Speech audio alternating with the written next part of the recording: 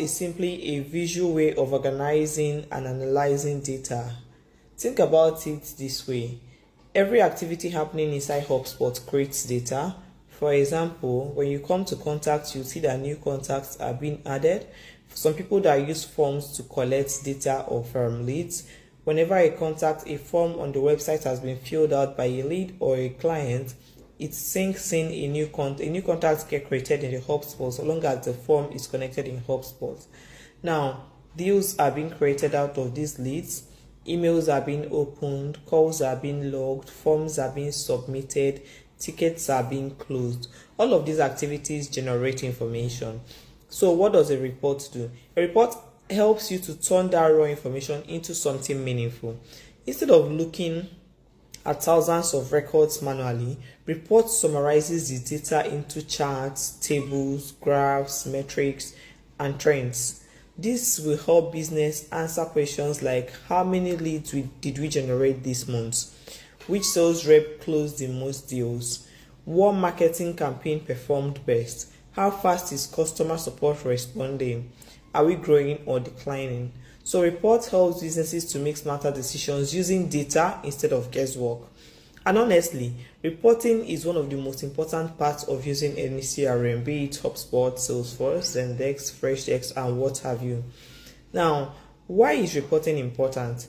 A lot of companies collect data, but many companies don't actually use the data properly.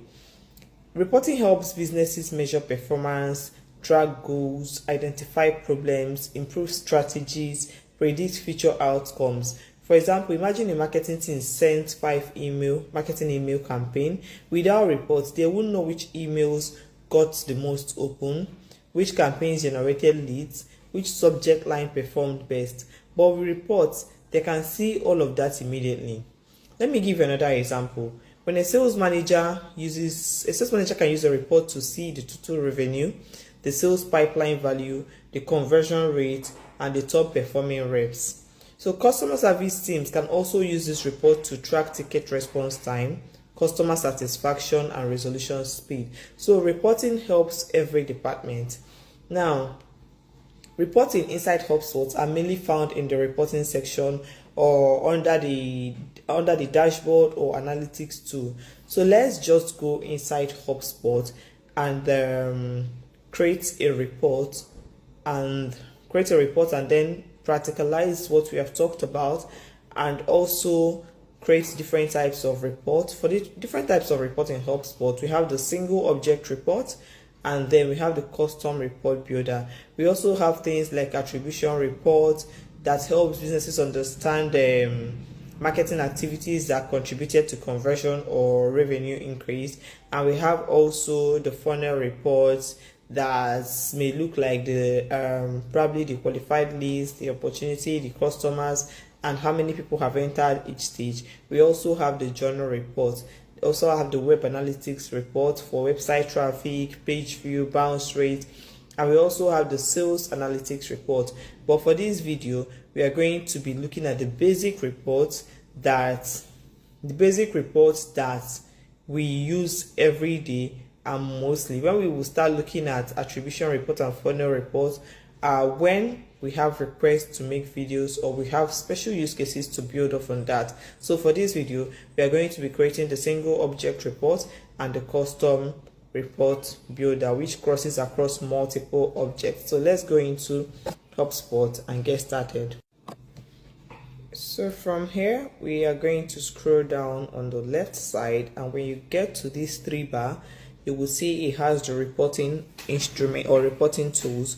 So we have the dashboard, the report, and the goals. But for today, we are going to go to report. Now let's open it up.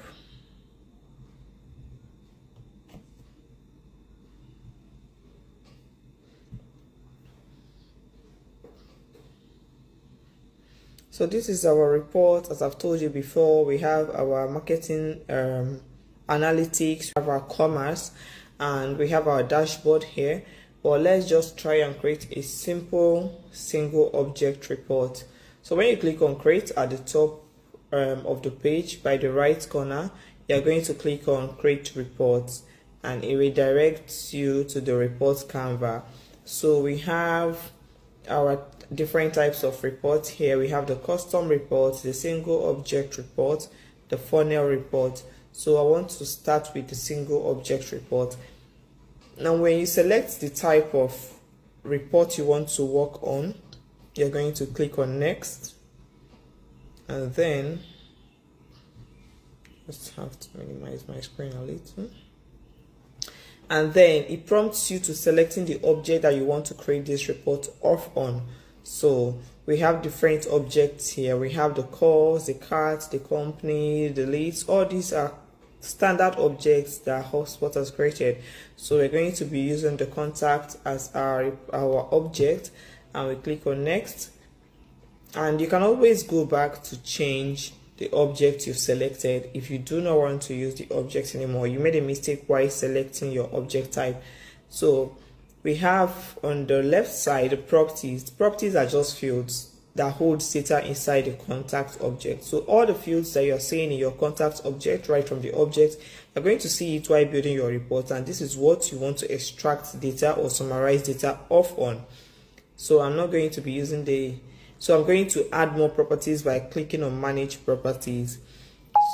So if you want to add more properties, you click on manage properties, and then it will bring out all the properties that you have inside your contacts object or any object that you've selected. I'm going to select the owner. I'm going to select name, just simple fields. Name, first name. I'm going to select lead status, and then what other thing can we select? We have create date, owner. Okay, let's select email. We might have just few records inside here, so we're not just doing much. We're just trying to use just do the basics so that you grasp the idea of a report and how to create a report easily. Now if you want more than these fields here, you can always click and add more than these fields here. The fields or the properties that you are going to be using in your reports are unlimited. So I suggest that when you have a requirement, you first analyze the requirements, write out the names of field on a notepad that are going to use or are relevant to that report before you start adding or managing your properties on this report. Now when you have these, we need to filter every single data here. So for instance, you want to filter all records that the life cycle stays lead. The life cycle stage is currently in lead. So what we are going to do, we're not using the create date, so we are going to leave the create date out. We are going to use change the quarter, the date range. So I want to show all data. I usually use all data because it helps me to filter every single record I have in my org before I start narrowing this report and the requirements down. So as you can see, all data has changed to the date range has changed to all time. But when you're working for a particular range, date range, you can change it to the actual date range. You can say today or tomorrow or this week or next week, or you can use a custom date range. Why I prefer using a custom date range instead of using today and tomorrow, because if you filter by today, when the next day rolls over or comes in, the data is going to change and you won't have a very comprehensive data in your report. So when you want to use a custom date range, it helps you to embed the actual dates that you want. It will help you to embed the actual date you want to see in the report, and then it doesn't change. Custom date range doesn't change. Nothing alters it except someone comes into your account and manually alters the date range that you have put in your report. So it helps the data to be more static. But for this report, I'm just going to use all time. So I'm going to change the filter here to all data so that it pulls in every single record. I recommend this. So when you're trying to use a custom date range, you should be looking at probably other fields that hold the date range, like the create date, the last modified date. But if you want you to use a custom date range, you can come to this place and use a custom date range. You can also add a quick filters. Firstly, these are just quick filters for this org. But when you want to build advanced filters using conditions and operations like is, or, and whatever you have, you are supposed to go to advanced filter, which is the best practice, add your filter here and start reporting. These quick filters can sometimes alter what you're trying to build, but when you use advanced filter, it narrows down your report into what you are actually doing. So I'm going to select the life cycle stage here, which is the field. And when I select the life cycle stage, I will say this is your what I call the operator. It's any of, is none of, is known, is unknown, right? Now, this is what I call the operator, and when the operator depends on what you're looking for. For this report, I'm looking for any lead that the life cycle stage is, any contact that the life cycle stage is on lead. So I can go through two ways. If it's any of lead, so when you have multiple requests, like if it's any of lead or subscriber, you should be able to select what you want here and save. But I can also say if it's none of. When I'm saying is none of, I'm going to now exclude everything and leave. If it's none of subscriber, if it's none of marketing qualified lead, if it's none of, which means if it's not this, what should be remaining? I wouldn't check the lead lifecycle stage, because I want when a contact lifecycle stage is lead, it means that the contact has qualified to be in this report. So you can either use is any of or is none of, but I prefer to use is any of so that it gives me what I want exactly. Now I'm going to remove all this, and then I'm going to select the lead.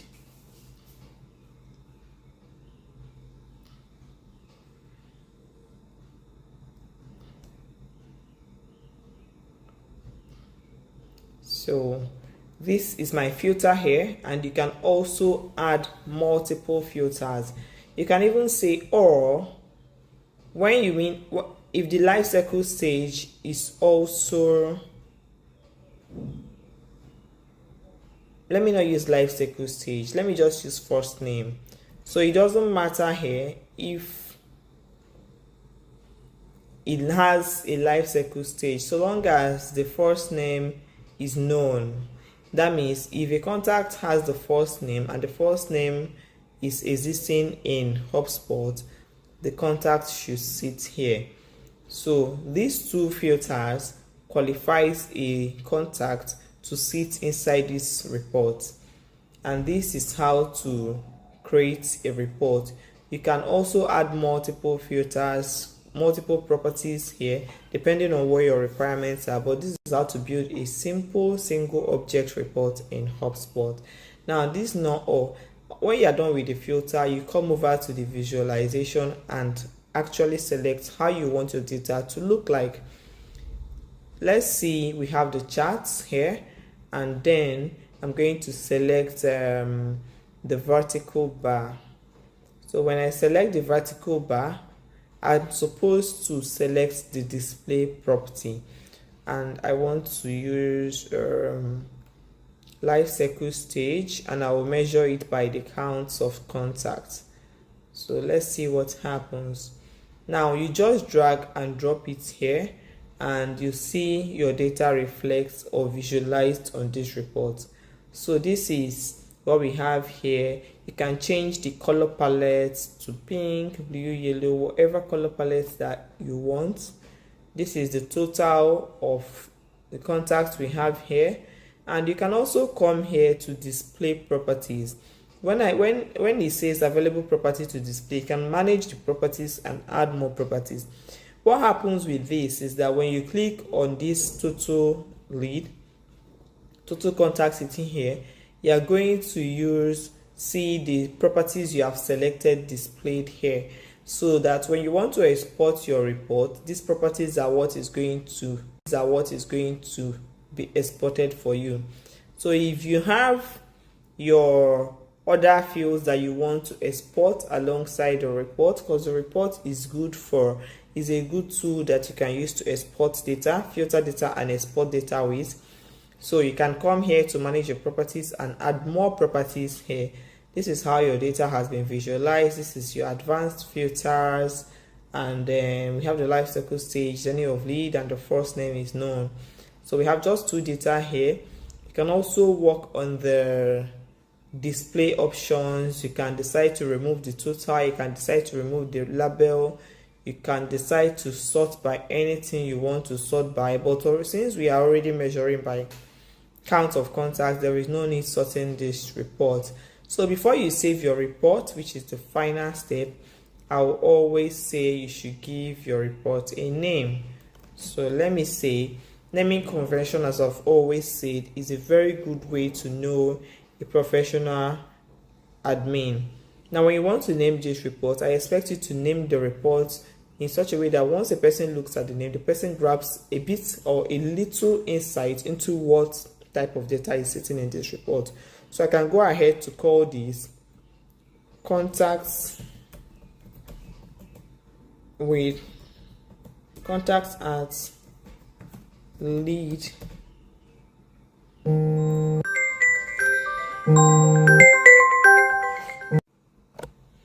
So I'm going to call it contact at lead life cycle stage.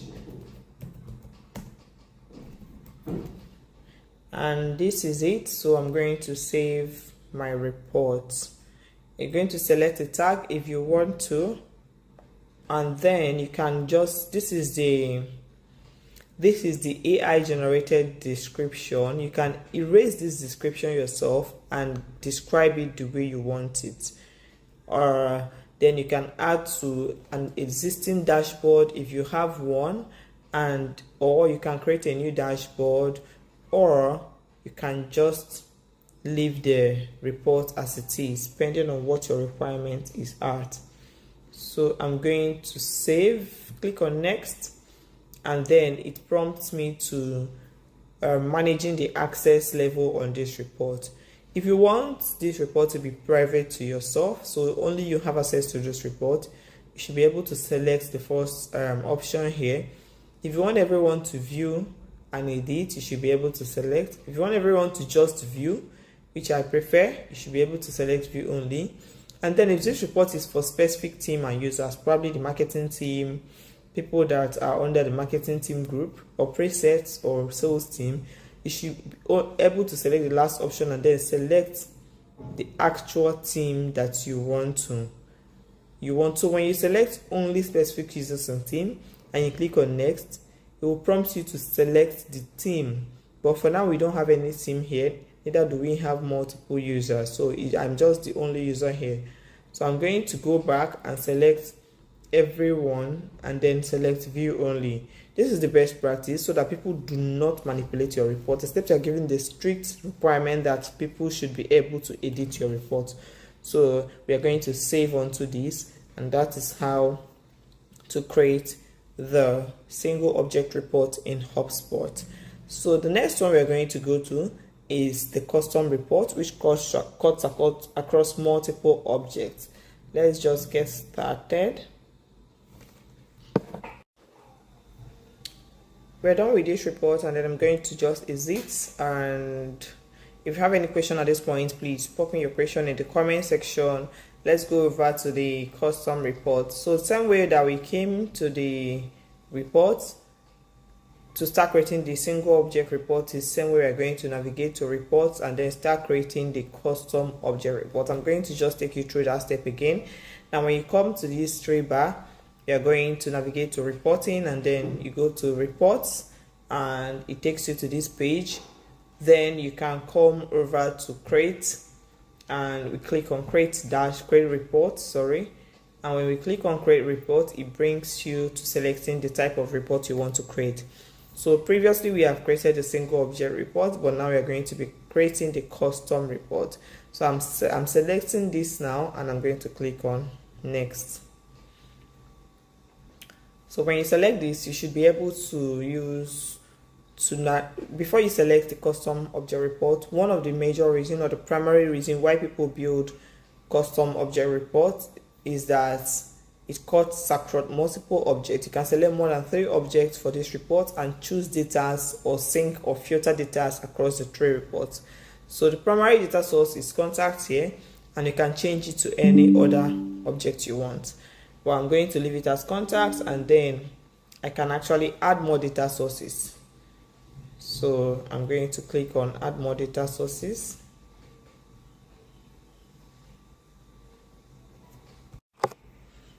When the primary data source has been selected and you toggle this button here on, it's going to allow you to see multiple objects, so you can select multiple objects. For instance, I want to see all companies and contacts, or filter across companies, contacts, and deals, or even users to probably check which owner have or which sales rep have closed the most deal for the year.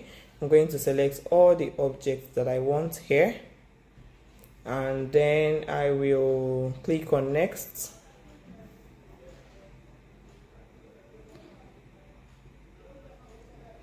And when I click on next, the page or the interface looks a little bit confusing than the previous one. The previous one is just pretty straightforward. I'm going to explain bit by bit what you're seeing here so that you don't get confused. On the left, you have the data source. So this shows you the number of objects you've chosen. It says 3 for here, which means I've selected 3 objects. And under here, you'll see the contact as the primary object, the deal, and the users. And here you have the default measures for display, and here you have the top properties. And then when you scroll down here, you have the contact filters, which are the fields that you can use for your contact. These are the fields or the properties in your contact object. And when you scroll down, or rather, let me just close it up, and I can scroll down.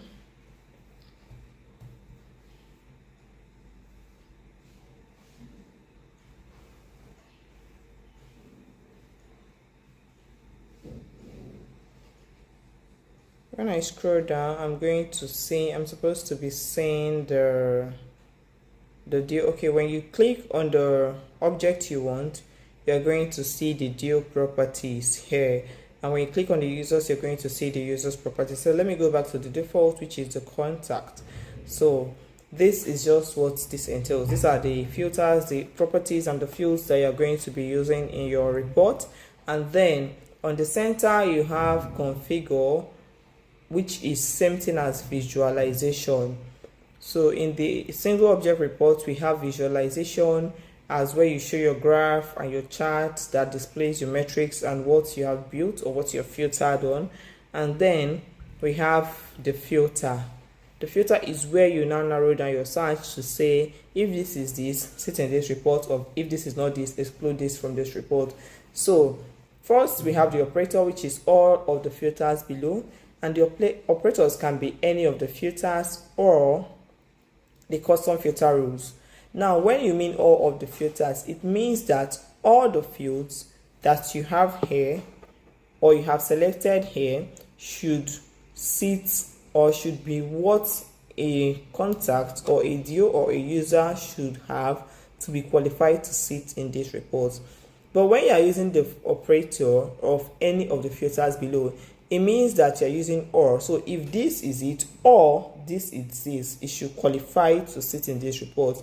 But when you are using custom filter rules, it means that you're using custom conditions. So when we are talking about these custom filter rules, we are strictly talking about using 1 or 2 or 3, which means, but let me show you instead of explaining. Now let's add this formula fields here. Does not really mean anything. It's still when you add your formula fields or write formulas inside the report so that you can pull in information without creating the actual formula field as a field in the object that you want to pull this from. So you can now drag and drop fields here. First, I'm going to look for the life cycle stage. So I'll drag this here and then I'll click on it. So if the life cycle stage is any of, I'm going to still use what we used previously, is any of, I'll call it lead. I'll apply this and then I'll drag the first name field. first name. So you just drag and drop your field to start filtering. Now it's inactive because no filter has been applied here. So if the first name is known, I will apply it, and then I can either say all of these filters, so which means this and this must be true before a record is included in this report, or when I say any of the filters, it means either of these, which is what we used in the previous custom single report. And then if I use custom filter rules, it's either 1 or 2. So most times we use these custom filter rules when we have multiple requirements that require you to even group data. So I will wait for a proper request before I make a video on how to group data. You can have like 20 fields here, and you will now group into 5 batches to say 1 and 2 and 3 and 4 and 5, or 6 and 7. So this is what happens when you are using a custom filter rule. So we can actually use it here and it still works.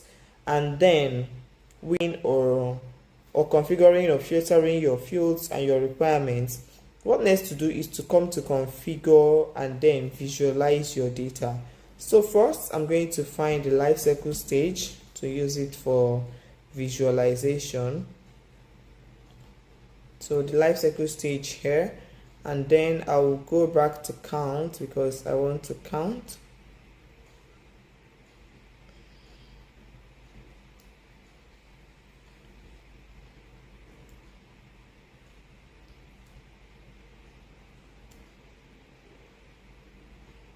So it says if the contact is any of the life cycle stage of the contact is equals to lead, you should be able to see it here. Now what makes this more interesting as this is how to actually visualize your data. You can change the chart. You see the chart setting here. You can go over here and change the chart setting. You can actually change it to whatever you like. But when I go back to configure, you can use the pivot table, which is just a table that shows you the count, and then you can also include the name of field, just like we have done in the previous report. You can drag the first name here, you can drag the email, the life cycle stage, so that you can have more data on your report for the purpose of export or whatever purpose that you have. So these are the fields we have here. And what makes this report more sophisticated, apart from this, you can also drag the life cycle stage or the first name to this place so that you can actually see it here. So let me show you.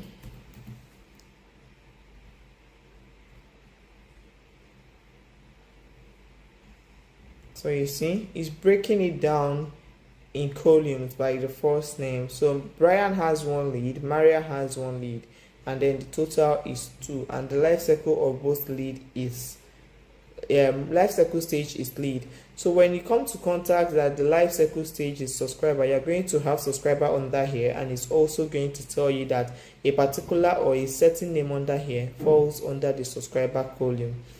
So you can change it to a table, you can change it to a scatter plot, whatever chart you want to use. It depends on what your requirement is. And what makes this more interesting is that when you come here, you come to this place, you can actually find the deal. Let me see if we have the deal. If you have an associated deal. Okay, let me use recent amount and drag it here. So because I've moved away from this pivot table, my columns and my field rules has disappeared. So I'm going to go back and drag the value here, and also go back to name and drag the first name here, so it goes back to what it used to be. Then the most interesting part of this report is that when you come to filter, you can also click on or drag a field that is associated. Let me see, deal name, drag it onto here, and then I'll filter on it. So let me click on the deal name and say if the deal name is unknown, right, it should apply. Now this is where it gets more interesting, because the custom filter, so when you apply a custom filter, it helps you to filter down your leads and then select what other group that you want. So this deal name will exactly help us to know how to group, our filter. Now I wrote this because of this, so I have grouped this. This is the simplest formula you can learn how to write inside as a CRM manager or a HubSpot admin. So this means that it's either the filter 1 and 2 evaluates to true, or only 3 evaluates to 2. That should qualify a contact or a lead or a deal from sitting inside here. Now you have seen I've filtered across object, but this will have to do with associated record. So for instance, a contact has a lead and the journey has progressed from leads to deal. So the deal is referring to is still the deal that is associated to this contact. So this is how to apply a custom filter rule, and this is how the groupage is being done. And then we can go back to our data visualization, and we have all the things we need here. You can modify your own to meet what your requirements are. And then the last one is just to save your report. So let me just save cross object report.